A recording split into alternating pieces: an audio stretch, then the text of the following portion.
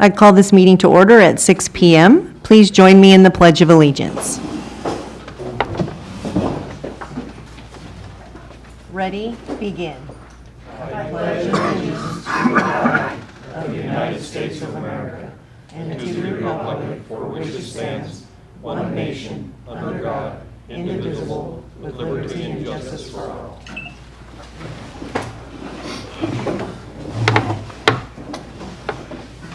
All right, roll call.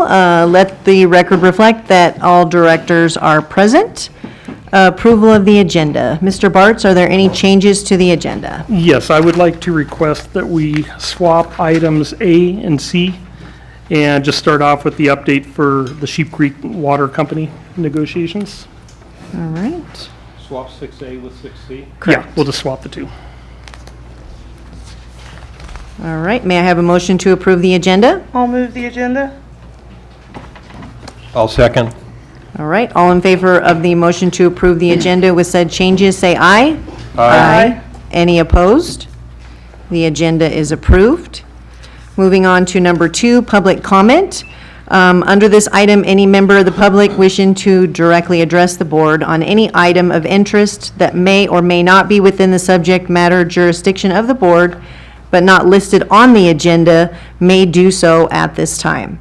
However, the board is prohibited by law from taking any action on any item not appearing on the agenda unless the action is otherwise authorized by the Brown Act. Any member of the public wishing to directly address the board on any item listed on the agenda may do so when the item is being considered by the board. If you wish to address the board, please do so by the method listed on the first page of this agenda. Speakers are requested to be brief in their remarks. The chair may limit each speaker to a comment period of 5 minutes. So at this time, is there anyone that has a public comment on anything that we are not going to be discussing in the agenda? Okay, and online? Is there anybody on Zoom that has a public comment for anything that is not going to be discussed later on in the agenda? If so, please unmute yourself. And it looks like we have somebody chatting as well. Can we stand by for 1 second? Don Fish, can you please do a mic check, a sound check? I have a comment that Rebecca can't be heard, but your mic is on. Our screen's off.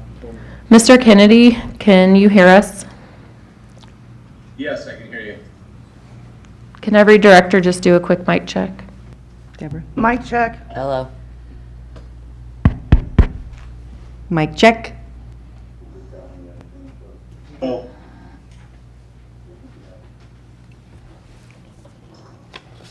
All right, Mr. Kennedy, did you hear Director Hoffman? Hello. All right, can you try speaking again? Hi, Steve. oh, hey, Kathy, how you doing? Good. All right, everyone say hi to Steve. Hi, Steve. Good evening, everyone. All right. Good evening. All right, now that we have technical difficulties under the control, all right, so no member of the public had any comment, so we will move on to community reports. Let's start with Dr. Holman.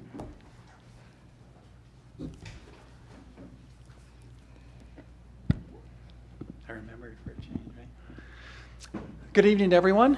Thanks so very much for this opportunity. I always appreciate that the directors of, and directors of administration too, from the Phelan Pinion Hill CSD allows us to do this. School year in Snowline has started. Yes, that's right. I'll repeat that. The school year has started. So very excited. Last time I was here, it was just prior to the start of the school year. We have 8,177 students, every single one smiling. And at school, I know I'm smiling because it is just a wonderful start to the school year on many fronts, one of which is just that idea that we are back in person where I know we do our best work and ultimately in service of the students. And so with that number I will share with you, we haven't been above 8,000 in quite a number of years, so it's great to see that growth in that regard. And with that, I'll tell you, we're in the month of September. That's our focus on attendance. Our mantra that you'll hear about is strive for 5. That's get to school 5 days a week on time. every single week, and with no less than 5 absences over the course of the school year. So that's an area of focus. I want to give a shout out to Victorville Motors, or one of our partners, the It's a Gas to Go to Class. That's that opportunity for students who do reach those milestones at the high school level at Serrano, have a chance to win a car, and if not a car, other awards. So they've revisited that effort that we've had before. You'll see the signs up at Serrano High School. So something to remind those high school kids that not only do you, most importantly, learn more when you attend, you also can win a car and win other awards as well. There's a student right there calling to find out about the details. Now you all know them, and we'll tell them. Also, I'll mention to you, we mentioned about the health and wellness effort. Self-awareness is our push this year, or excuse me, this month, in the month of September. We think about those 5 competencies, the others being self-management, relationship management, social awareness, and the ability to make responsible choices. And so those competencies are really, we're committed to those because our family members, our students, and our staff members say they need those. So building more resilient and more successful students and staff members in this regard. So knowing we're focused on that. And I told you about those safety audits. We've completed those. You'll see ourselves up in the ante in the areas of things like visitor management, fencing, signage, training, badges. We're committed to that. And I think I told you that was well before the Evaldi effort that we committed to those safety audits. And so know that we owe to this community the safest environment possible for our kids. And that's one way that we're moving in that regard. And in an effort to stay brief, I'll just end with this. Know that at the end of the school year and even over the summer, 3 schools, Pinion Hills Elementary School was awarded with an AVID award. They got $10,000 for that award. It's a very difficult award. AVID stands for Advancement via Individual Determination. That elementary school was chosen in all of California amongst a few to get that award, so credit to Pinion Hills Elementary School. You want to be proud of another school.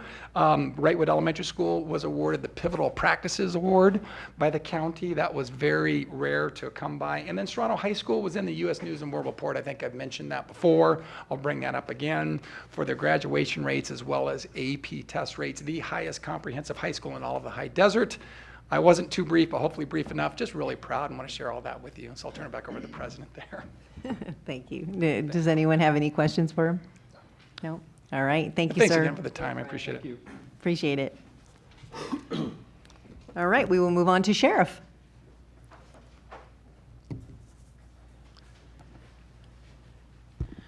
Good evening, Jeremy Martinez. I'm the captain of the Victor Valley Sheriff Station. It's good to see everybody again, and my daughter is enjoying being back in school. So that was her biggest gripe about being remote. Couldn't see her friends in person. So she's having a great time with that. So I just wanted to stop by and kind of give some updates on the marijuana enforcement that's been going on. So over the last year, everybody is aware that we had 5 additional teams full-time out there, and that was made possible because the Board of Supervisors worked with the sheriff, came up with some additional funding. Well, that has come to an end, but what has happened is we have now transitioned into what the plan was always long-term. We have put a second full-time team in place. So we have 2 full-time teams. They've both been expanded to be slightly larger than they were, and they, going forward, will handle all the marijuana grows throughout the county. So enforcement will continue. It might be a little bit slower with us getting to them, because we do have to base them on priority. You know, if they're near schools, near senior centers, parks, things like that, the priority would move up. If electricity is being stolen or they're doing illegal extraction, all of that, we base it on priority. But we still are asking the public to call. You can call the Phelan station, where I'll introduce Sergeant Mark Rios here in a minute, but he is currently now the new commander there. Or you can call the Victor Valley main station. We will take that information. We will get it to the Gangs Narcotics Division, and they will continue doing what they do. So enforcement will continue. It is a quality of life issue. The sheriff is dedicated to this, and we will continue doing everything we can to tackle the illegal marijuana cultivation that's going on. You may see that they have started to replant. Dawn and I communicate all the time regularly on this. Dawn will share locations with me. I get other people in the community and also throughout the area that I cover that'll send me locations, and that's perfect. If you do send me the best description you have. If you have the address, perfect, latitude and longitude, or even cross streets. We will go out and do the scouting. I want to remind everybody, for public safety purposes, do not take it upon yourself to go scout these grows. They have guns, they have shot at citizens, they have shot at deputies. So We will go in there, we will scout it in the safest way we know possible. And when we go in there with enough personnel to make sure we can execute the search warrant safely.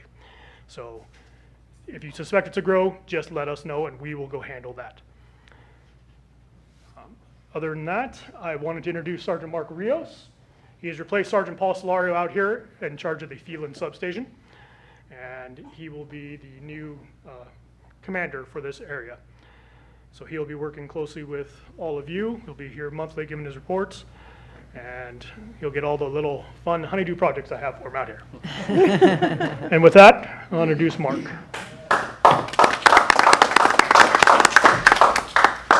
Thanks, Scott.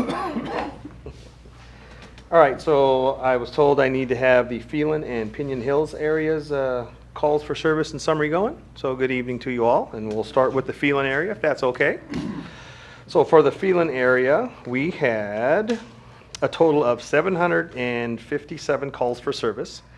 Out of those, 106 deputy reports were taken. And out of the reports taken, we had 14 arrests for the area. Your top 3 calls for the Phelan area would be, the first one at 57 calls were well checks, and that could be anything from, hey, please go check on my aunt, she's been sick, I can't get a hold of her, to a concerned father where divorce issues going on, whatever, check on the children, whatever. It's just for us to go check on the well-being of the individuals. The second highest calls were follow-ups. That's deputies doing follow-up investigations to crimes that have been reported. So they're conducting further investigations into those said crimes. And the second one would be incidents. And those are just calls called to us, not necessarily that it was a crime, but that it was an incident and we're there to investigate it. So that's it for the Phelan area. For the Pinion Hills area, we had a total calls for service of 212 calls. Out of those, 33 were reports taken, and out of the 33 reports taken, we had 8 arrests. And for the calls for service on Pinion Hills area, we had 18 that were well checks, that was the highest. Then we had, again, follow-ups, that was 14.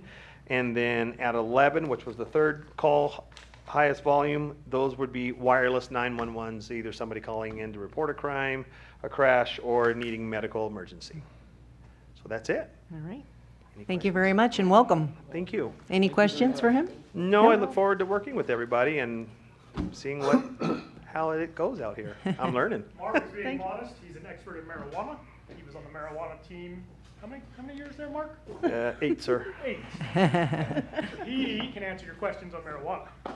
All right. Thanks, Pat. You're very welcome, Mark. You're very welcome. I'll help you out. Yes, I have testified federally and state on marijuana issues. I can tell you anything and everything from THC extraction labs to indoor cultivations, illegal cultivations, licensing, and all that stuff. So yes, if you have questions, please ask. Great. Thank you very much. Thank you. Thank you. All right. I don't see anyone from Fire or CERT or Mojave Water, but I see Sam Shoop on there. How you doing this evening, Sam? Pretty well. How are you? Good. Good. That's good to hear. Thanks for having me again. I don't have a big update for everyone today. I just want to say thank you to the Sheriff's Department for speaking. It's good to hear the work being done there with Hammer Strike and the upcoming transition. So that's always great to hear the work that you are all doing. I appreciate it. Just a few things. We just had the State of the County event up here it was in Victorville today for the Greater High Desert Chamber of Commerce. Supervisor Cook was there along with Leonard, the county CEO, Leonard Hernandez, as well as Chairman Hagman, providing a little update to the community in that area about what's been going on. So be happy to answer any questions about what went on there or anything of that nature. I was happy to attend the Phelan Chambers luncheon this week. I'm always happy to get out to your area whenever I have the opportunity. It is definitely a little better than Zoom, as easy as that is. So it's always good to be out there. Major events going on here, we don't really have much at the moment. The county is going to be putting in a 4-way stop over at I think it's Duncan and Johnson over the next month or so. We've had some community input regarding that, so we're glad to see some movement going on in that sort of situation. But beyond that, I don't have much to tell everybody, but if anyone has any questions, as always, I'm happy to answer whatever I can. All right, thank you for the update. Any questions for Sam? No? Thank you for the info on the stop sign. Yeah. Of course. All right, have a good night. You as well. Thank you, everybody. Good night. All right, so we will move on to number 3, consent items. Does anyone have any items they would like to pull? All I'll right. motion to approve consent. I'll second. All right, all in favor of the motion to approve the consent items, say aye. Aye. Any opposed? Motion passes. Number 4, there were no matters removed from consent items. Number 5, presentations and appointments. Mr. Bartz. Thank you. We have a presentation from staff tonight on the district improvements for 2021 and 2022, what we've accomplished in the last year. Thank you, Mr. Bartz. As we get the fiscal year 22-23 underway, we wanted to bring kind of a highlight reel, if you will, of the district improvements that are made and show the board what staff's been working on during the fiscal year 21-22. The distribution system, as well as the customer service, parks, solid waste improvement summaries as follows. In the distribution system, we've begun phase 2 and 3 of the meter replacement program, and just a while back, the board authorized to close out phases 4 and 5. So that'll be completed in the fiscal year 22-23. Our service line replacement program, and we have some graphics down below we'll get to.